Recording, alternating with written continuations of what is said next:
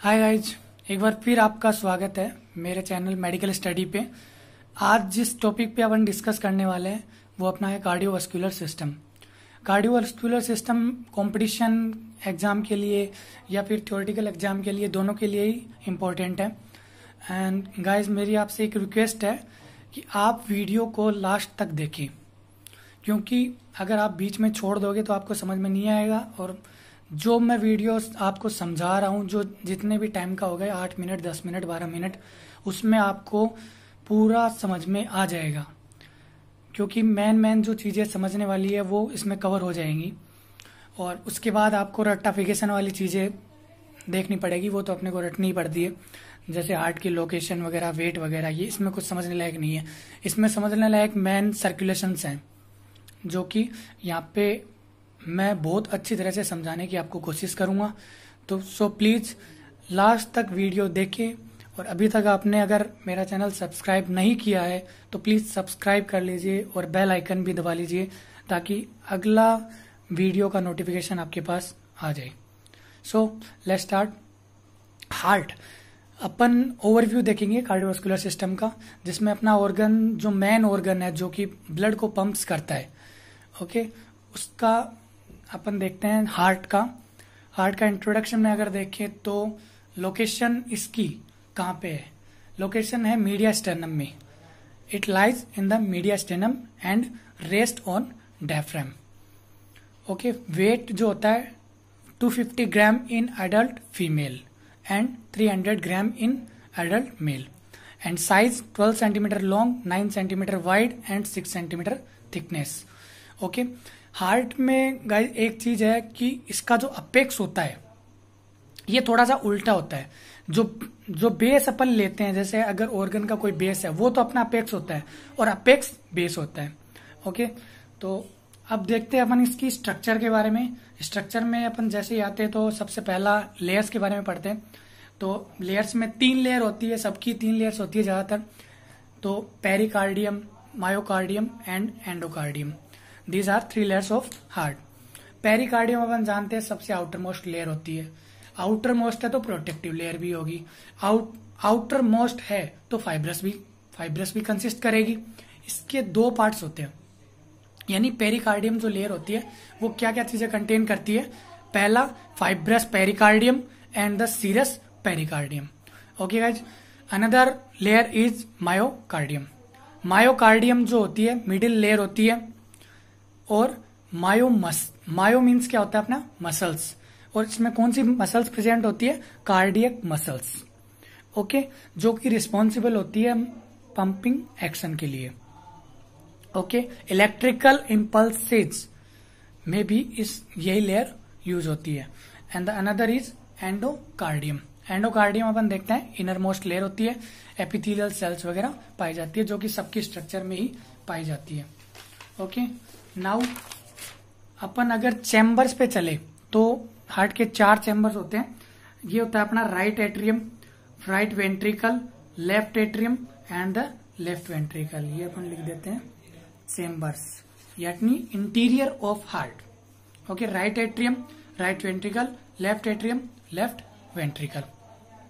Okay, इन दोनों के बीच का, जैसे सेप्टम जो होते हैं, जैसे एट्रिया और वेंट्रिकुलर, इन दोनों को जो सेप्टम होता है, मतलब सेपरेट करता है इन दोनों को, यानी इस पार्ट को अलग कर दिया, इस पार्ट को अलग कर दिया।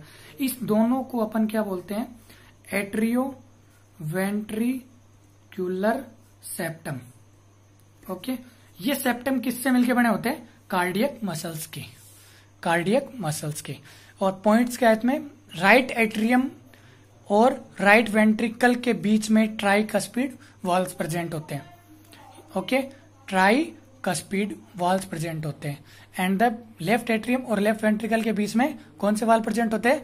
Bicuspid valve. ओके गाइस, ये था अपना चैम्बर्स के लिए। अब अपन मेन जो इसका है सर्कुलेशन, तो अपन पहला सर्कुलेशन पढ़ते हैं, systematic circulation. Okay, systematic circulation एक बार मैं आपको हार्ट के डायग्राम से समझाने की कोशिश करता हूँ। ये मैंने एक रफ डायग्राम बनाया है, अलग अलग तरह से डायग्राम बनाए जाते हैं, मेरे को ये सूटेबल लगा तो मैंने ये बनाया है। ओके, तो अपन जानते हैं कि ये चारों हो गए अपने चैम्बर। ओके, सिस्टमेटिक सर्कुलेशन का मतलब क्या है? ये है अपनी पल्मोनरी वेन्स। पल्मोनरी वेन्स क्या करेगी? लंग्स से ऑक्सीजनेटेड ब्लड रिसीव करेगी। क्या करेगी? लंग्स से ऑक्सीजनेटेड ब्लड रिसीव करेगी और उसको किस में पोर कर देगी? लेफ्ट एट्रियम में। तो पहला पॉइंट अपना हो गया, left atrium received oxygenated blood from the lungs via pulmonary veins. Then left atrium में क्या होगा? कॉन्ट्रैक्शन। कॉन्ट्रैक्शन, ओके, कॉन्ट्रैक्शन होगा तो जो ब्लड था वो किस में आ जाएगा? लेफ्ट वेंट्रिकल में। किस वाल्व के थ्रू? बाइकस्पिड वाल्व के थ्रू। बाइकस्पिड वाल्व मैंने आपको दिखा दिया यहाँ पे, ये बाइकस्पिड वाल्व है। अब इसमें तो हुआ कॉन्ट्रैक्शन, ओके, इसमें होगा रिलैक्सेशन या फिर डायलेशन। ओके, रिलैक्सेशन हुआ तो ब्लड किस में गया? रिलैक्सेशन होके अरोटा में। अरोटा से ये किस में जाएगा? अपनी सिस्टमिक कैपिलरीज में। सिस्टमिक कैपिलरीज से वहां पे क्या होगा? O2 और CO2 का एक्सचेंज होगा और फिर जो ऑक्सीजन है वो तो किसके साथ? कैपिलरीज के साथ। ऑक्सीजन तो लूज हो जाएगी और CO2 गेन हो जाएगी। तो ऑक्सीजन, अगर ऑक्सीजन लूज हो गई मतलब ब्लड से अगर ऑक्सीजन रिमूव हो गई तो वो ब्लड कौन सा बन गया? Deoxygenated. Okay, deoxygenated blood inferior vena cava और सुपीरियर वेना कावा इन दोनों से सिस्टमिक सर्कुलेशन से लिया जाता है और किसमें पोर किया जाता है? राइट एट्रियम में। राइट एट्रियम में, ओके गाइज, राइट एट्रियम। अब राइट एट्रियम में वही जो लेफ्ट एट्रियम में हुआ था, कॉन्ट्रैक्शन होगा। कॉन्ट्रैक्शन होगा तो ब्लड किस में आ जाएगा? राइट वेंट्रिकल में। अब इसमें होगा रिलैक्सेशन। रिलैक्सेशन हुआ तो ब्लड किस में चल जाएगा? अपना पल्मोनरी आर्टरी में। पल्मोनरी आर्टरी से ये वापस किस में चल जाएगा? लंग्स में। इसको अपन सिस्टमेटिक सर्कुलेशन, जो अपना लेफ्ट पार्ट था, ये वाला पार्ट था, उसको अपन बोलते हैं सिस्टमेटिक सर्कुलेशन। और ये वाला जो पार्ट अपना रिटर्न हुआ, ब्लड सिस्टमिक कैपिलरीज से वापस रिटर्न हुआ, उसको अपन बोलते हैं पल्मोनरी सर्कुलेशन। ओके गाइज, तो ये चीजें अपन एक चार्ट से समझने की कोशिश करेंगे। नाउ ये छोटा सा चार्ट है, जैसे अपने ये लंग्स है, ओके, ये दोनों लंग्स है, लंग्स की स्ट्रक्चर बना दी, एक चार्ट बना है, इस हिसाब से समझाने की कोशिश करूंगा। इसमें अपन सिस्टमेटिक सर्कुलेशन जैसे अपन ने पढ़ा था, पल्मोनरी वेन्स क्या करती है? लंग्स से ऑक्सीजनेटेड ब्लड रिसीव करती है, किसमें छोड़ती है? लेफ्ट एट्रियम में। लेफ्ट एट्रियम में बाइकस्पिड वाल्व के थ्रू ये किसमें चल जाता है? लेफ्ट वेंट्रिकल में। लेफ्ट वेंट्रिकल में, लेफ्ट एट्रियम में कॉन्ट्रैक्शन होगा जिसके थ्रू लेफ्ट वेंट्रिकल में गया। अब इसमें क्या होगा? रिलैक्सेशन, जिसके थ्रू ये किसमें चल जाएगा? Aorta and systematic circulation. Systematic circulation यानी सिस्टमिक कैपिलरीज में। सिस्टमिक कैपिलरीज में क्या होता है? ब्लड जो है लूज करता है O2 का लूज करता है और गेन करता है CO2, यानी अब ब्लड जो है वो डीऑक्सीजनेटेड हो गया यहां पे आके। ओके, यहां पे आके ब्लड जो हो गया डीऑक्सीजनेटेड। ओके, यहां से इंफीरियर वेना कावा और सुपीरियर वेना कावा, और एक और आता है इसमें कोरोनरी साइनस। इन तीनों से ब्लड जो किसमें ब्लड रिसीव किया जाता है? सिस्टमिक कैपिलरीज से, और किसमें पोर किया जाता है? राइट एट्रियम में। कौन सा ब्लड है गाइस? नोटिस दैट, कौन सा ब्लड है? Deoxygenated blood. किसमें आ गया आप? राइट एट्रियम में। राइट एट्रियम में क्या होगा? कॉन्ट्रैक्शन होगा और ट्राइकस्पिड वाल्व खुलेंगे तो राइट वेंट्रिकल में ब्लड चल जाएगा।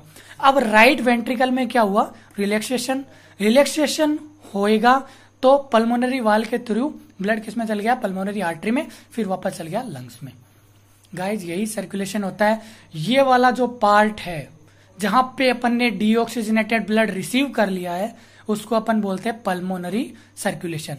और ये वाला जो पार्ट है जिसमें अपन ने ऑक्सीजनेटेड ब्लड सप्लाई किया है, उसको अपन बोलते हैं सिस्टमेटिक सर्कुलेशन। यानी सिस्टमेटिक सर्कुलेशन, अगर एक सर्कुलेशन आउटपुट देगा तो दूसरा सर्कुलेशन क्या लेगा? इसका इनपुट। ओके, अब देखो, अगर सिस्टमेटिक सर्कुलेशन ने आउटपुट दिया यानी इसने ब्लड सप्लाई किया, तो इसने क्या किया? इनपुट लिया। ओके गाइज, तो अब पल्मोनरी आर्टरी के थ्रू ब्लड कहां चला गया? लंग्स में। अब अपन जानते हैं कि लंग्स में क्या होता है? एल्वोलाई और कैपिलरीज के बीच में क्या होता है? एक्सचेंज ऑफ O2 और CO2 का। अब यहाँ पे क्या करेगा, डीऑक्सीजनेटेड जो ब्लड था वो ऑक्सीजनेटेड में चेंज हो जाएगा। कैसे होएगा, यहाँ पे अपने क्या हुआ, ब्लड ने लॉस किया O2 का और गेन किया CO2 का। इससे जस्ट अपोजिट यहाँ पे हो जाएगा, blood gain O2, blood gain कर लेगा O2 और लूज कर देगा CO2 को। तो the exchange between alveoli and capillaries. ये अपन पूरा सिस्टम जो रेस्पिरेशन सिस्टम पढ़ेंगे नेक्स्ट वीडियो में, उसमें अपन पूरा क्लियरिफाई करेंगे, पूरा अच्छी तरह से समझ लेंगे कौन सा प्रेशर लगता है, partial pressure, atmosphere pressure, 2 type के प्रेशर में इंक्लूड किया जाता है इसको। ये अपन नेक्स्ट वीडियो में कवर कर लेंगे। ओके, नाउ ये तो हो गया अपना full body supply. Body supply है ये एक तरह से, अपन ब्लड बॉडी की जो सप्लाई होती है वो अपन ने देख ली। Now we comes on heart की सप्लाई। हार्ट में ब्लड कैसे सप्लाई होगा, ओके, हार्ट में कैसे सप्लाई होगा। तो गाइस एक चीज ध्यान रखनी है, हार्ट की जो ब्लड सप्लाई है वो अलग होगी। ये अपनी सिस्टमेटिक सप्लाई है और पल्मोनरी सर्कुलेशन है। सिस्टमेटिक सर्कुलेशन और पल्मोनरी सर्कुलेशन। हार्ट की ब्लड सप्लाई अलग होती है जो कि कोरोनरी आर्टरीज के द्वारा होती है। अब जो ब्लड हार्ट में किसके द्वारा सप्लाई होता है, कोरोनरी आर्टरीज के द्वारा, जिसको अपन क्या बोलते हैं, कोरोनरी सर्कुलेशन। जो कोरोनरी आर्टरी हार्ट को ब्लड सप्लाई करती है उसको अपन क्या बोलते हैं, कोरोनरी सर्कुलेशन या फिर कार्डियक सर्कुलेशन। ओके, अब the blood is supplied to the heart by the coronary arteries, जो कि मैंने आपको बता दिया। अब कोरोनरी आर्टरीज के 2 टाइप होते हैं guys, notice that coronary arteries के 2 टाइप होते हैं, राइट कोरोनरी आर्टरी और लेफ्ट कोरोनरी आर्टरी, जो कि दोनों ही कहां से अराइज होती है, arises from ascending aorta. Okay, ascending aorta, दोनों कहां से अराइज होती है, असेंडिंग अरोटा।